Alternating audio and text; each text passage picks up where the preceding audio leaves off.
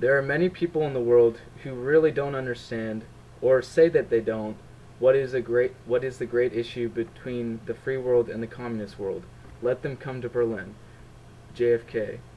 Historically, America had high tensions with the Soviet Union and communism because it threatens our own freedom.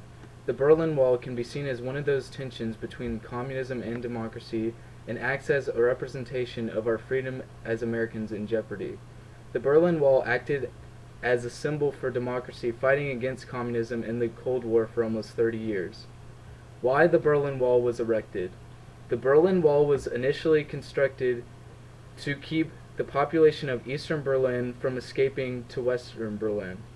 2.6 million Eastern Berliners escaped to West Berlin originally, which affected Eastern Berlin's workforce greatly. Many of these workers which escaped were also skilled workers that now Eastern Berlin would lack. West Berlin had a much better life for people and was receiving aid from the United States under the Marshall Plan, while East Berlin was suppressed under communist rule. The passage between East Berlin and West Berlin was closed by Eastern Berlin and Soviet Union Communist government on August 13, 1961. Life and escape during the Berlin Wall. In just 24 hours, streets were ripped apart and paving stones for the new wall were erected. GDR, or the German Democratic Republic, claimed it was an anti-fascist protection wall. The wall originally was created as a barbed wire fence for 96 miles, but it was too easy to cross, so the Eastern Berlin government added a second layer of fencing with an area in between the two layers known as the Death Strip. The Death Strip was an open patch of land covered in mines, tripwire, gravel, which easily created easy-to-see footprints, and armed guards who would shoot on sight. Grenzmauer, the actual border wall, was 3.6 meters high. The government added more protection with the installment of the Grenzmauer, such as the mesh fencing, vehicle trenches, more barbed wire, and 300 watchtowers and bunkers. During this time, tunnels made to get from east to west Berlin were a very common way of escape. Life was bleak for Eastern Berliners as the Soviet Union began to fall. Soviets would rely more heavily on power through their guns during the 70s and 80s. The United States attempted to send airdrops to Eastern Berlin during this time, yet many were ineffective.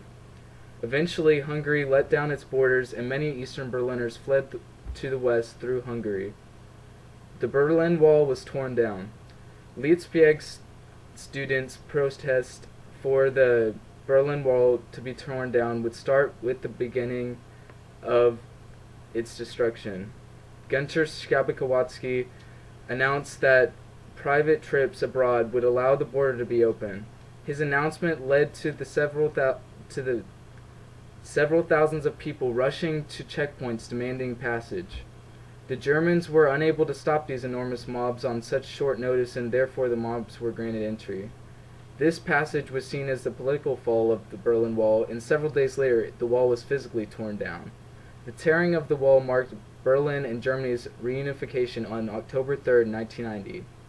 Americans commonly remember this event through Reagan's address to Gorbachev at Berlin's Brandenburg Gate with the words, "Mr. Gorbachev, tear this wall down." This is a piece of the actual Berlin Wall, and after the wall was torn down, many people sold pieces of the wall in Berlin as memorabilia.